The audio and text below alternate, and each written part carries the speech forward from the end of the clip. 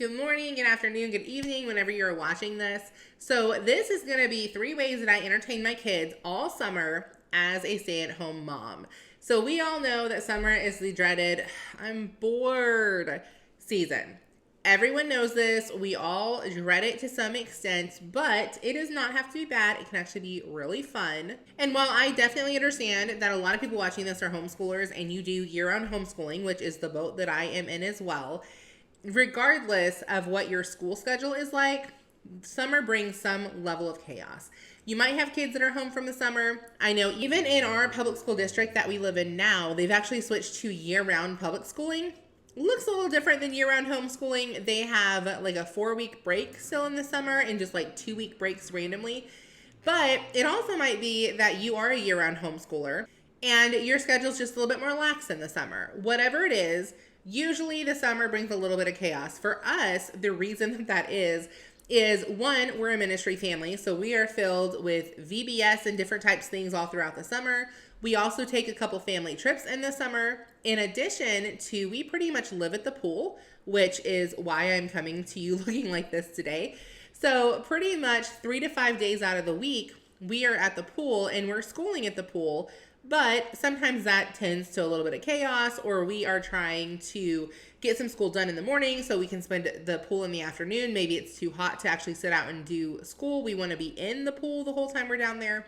Whatever it is, there's just like the extra added layer on there. And usually, even if your kids are home and there is no schedule, they love it for the first 1 to 2 weeks where they get to eat whatever they want and watch cartoons and play and do all the things. But then the newness of the freedom wears off, and all of that freedom turns into fighting and eating 24/7 and never leaving the couch and having those moody teenagerish attitudes, even though if you're like me, your kid's 9 and should not have that yet, but they absolutely do. So if you're new here, I'm Tanya Johnson. I am the founder of Helping Hearts Ministries. And what I do is I help parents and I help youth leaders win back the hearts of the next generation. So whether that is you are a homeschooler or you're in ministry, or maybe your kid is in public school and you just happen to be watching this video because you happened upon my content somewhere, this page is for you. I help all the moms manage all the things when it comes to marriage, motherhood, and money. So how do I entertain my kid all summer long? As a stay-at-home mom, I've got 3 things for you. The first one is simply I don't. It is not my job to entertain her all day long, and it's not your job either. Kids are allowed to be bored, and it's actually good for them. It's good for them to figure out how to entertain themselves and how to have fun without mom sitting there spoon-feeding them what to do 24 hours a day. Now, as a mom, how do you let them do that without completely losing your sanity? You agree upon a schedule beforehand. So that means you agree upon a bedtime and a get up time. Again, loosely, it is summer. You can have a little bit of flexibility there. You agree upon meal times. The fridge is not open 24/7. You can have 3 meals. They'll be prepared by me, or they'll be prepared by you or by your dad, or whatever the designated meal person is for that day or that week or whatever. And you can have 2 snacks. These are the snack drawers. When it's snack time, you're allowed X amount of things from this drawer. You agree on what screen time is going to be. How much screen time are they going to be allowed? Do they have to do certain things before they get that screen time? I don't know why I keep saying screen time. Screen time is what I'm trying to say, but it's not coming out right. What chores are they expected to do daily? Kids live up to the expectations that we set for them. No expectations means we're going to have mass chaos. Expectations means we might still get a little bit of resistance on certain days, but overall it's going to go much smoother than if it's just a free-for-all for the entire summer. So if your expectation is that it's going to be chaotic and everyone's going to hate each other by the end of the summer, that's exactly what's going to happen.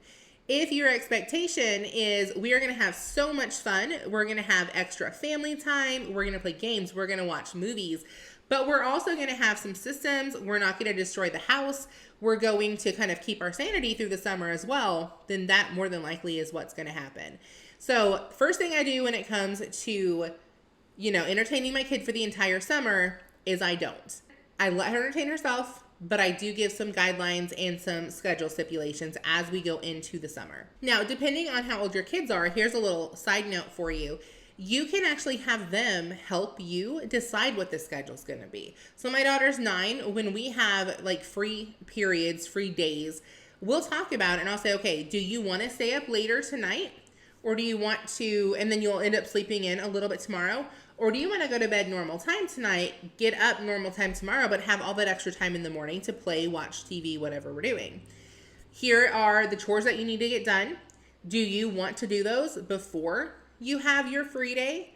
Do you want to do those at the end? And if you have a good attitude and you prove that you can do them at the end of a free day, I have no issue with doing that. Or do you want to kind of stagger them so you get a lot of free time, 15 minutes of chores?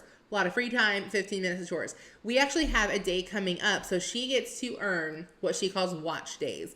And that is exactly what it sounds like. She gets full reign of the TV. Now we have like shows she's allowed to watch already, but screen time, full reign of screen time. For the entire day on a Saturday, she gets to wake up, she stays in pajamas. Now she does have to still like shower and do the normal stuff.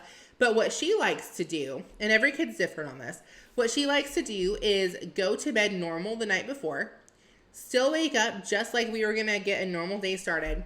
She takes her shower, does all of her chores. She literally is like ready to sit on that couch and do nothing the rest of the day by like 9 a.m. So no joke, other than getting up, and she has a couple special snacks during that time, during the day, and like she'll get to choose the meals a little bit that she wants to eat. No joke though, she'll sit there for 12 hours and watch TV. Now, because we do such limited screen time all the other times, maybe that's why she'll sit there for 12 hours, because I've talked to parents that their kids lose interest in the TV after a couple of hours. If I let her have full reign all the time, I don't think she probably would like love it so much.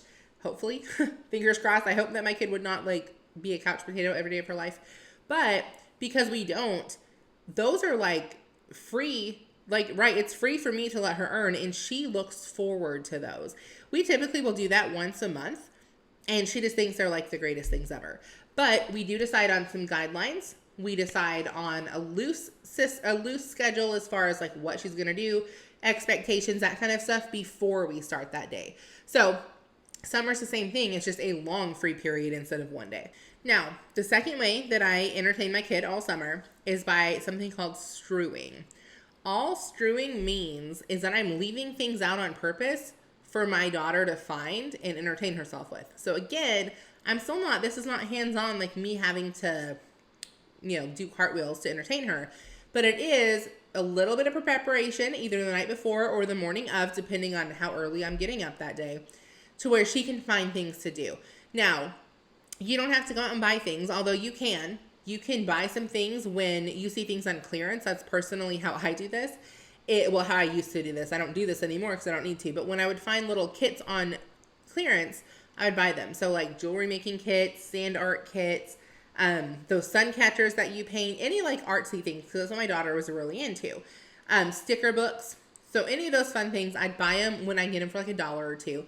And then when we had a day that either I was super busy with work, so I needed her to entertain herself a little bit more than normal, or one of those free days I told you about, then randomly on our kitchen table, when she would wake up, she would just find some kit or something sitting out there. It's like, oh, I can play with that.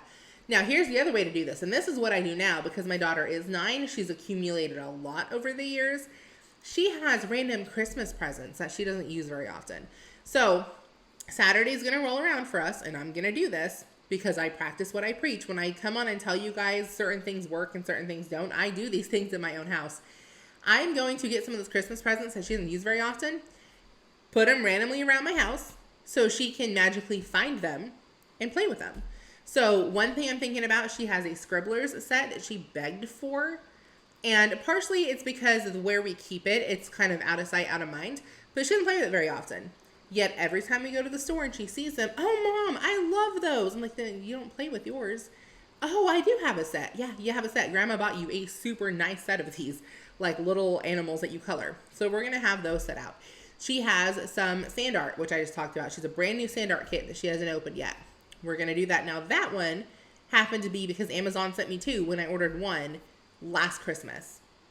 So she used it. She loves it. And then we have the brand new one still sitting up there. So might as well get it out. She's really into making slime. So randomly I'll buy like little mix-ins at the dollar store or whatever. And we'll have like new slime making stuff we put out. It doesn't matter what your kids like. you can find something that they're going to enjoy. Legos are another good one.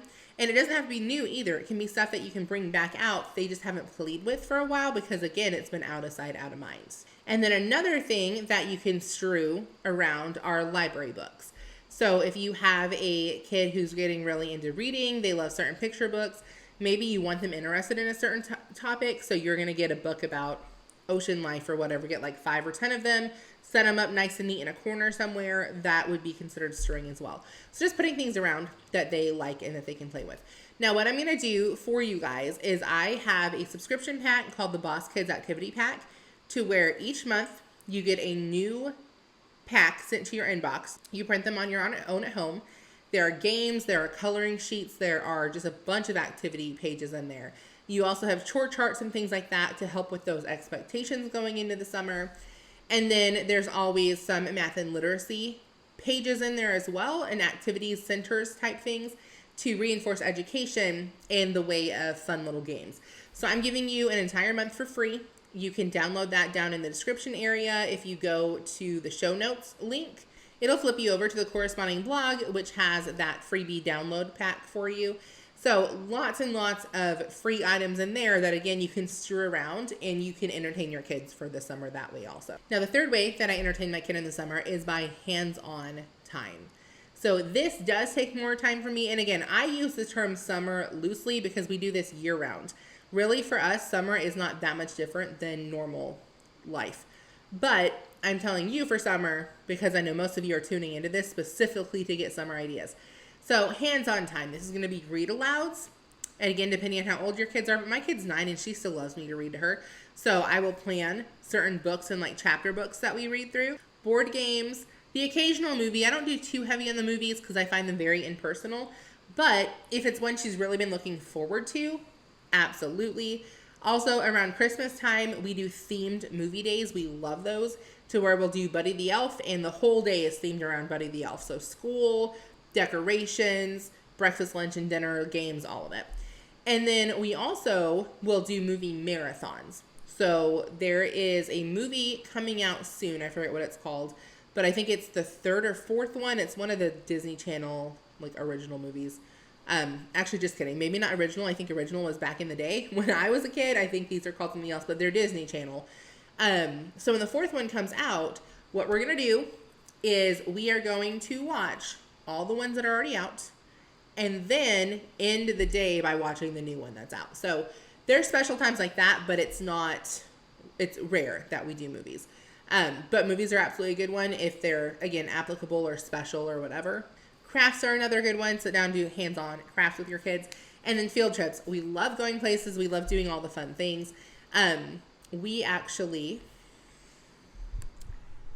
So my daughter is in the bedroom. I hope y'all can still hear this. This is a surprise. So I am not trying to share this with her right now. But when we go out of town next week for my nephew's graduation, my husband is also flying out for a week from the city that we're visiting. It's a pretty big city.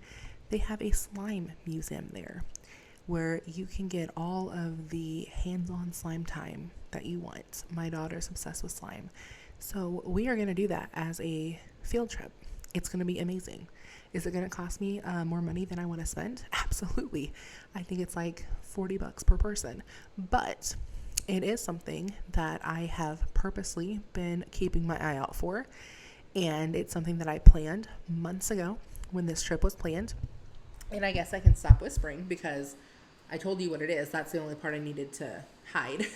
But I know my daughter. She's on the other side of that door, probably with her ear up to it, trying to figure out what I'm talking about. So lots and lots of field trips, lots of fun things. And yeah, those are the 3 ways that I entertain my kid for the summer. Now I'm going to give you 3 action steps like I normally do as we are getting off of these.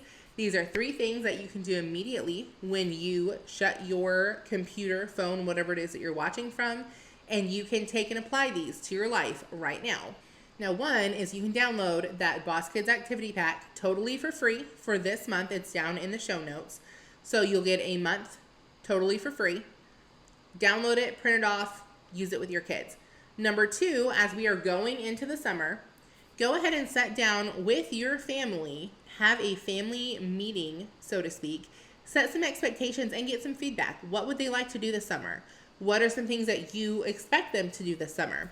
Set yourself up for success instead of setting yourself up for chaos by just opening those lines of communication. And then number 3 is grab a calendar, plan something fun, 1 or 2 things over the next month or 2 that your family really wants to go do. Put those on the calendar, make it a point to make those happen, hands-on activities before the summer is over. So I hope this video helped. I hope you guys have an awesome summer. This is Tanya Johnson with Helping Hearts Ministries, and I will talk to y'all next week.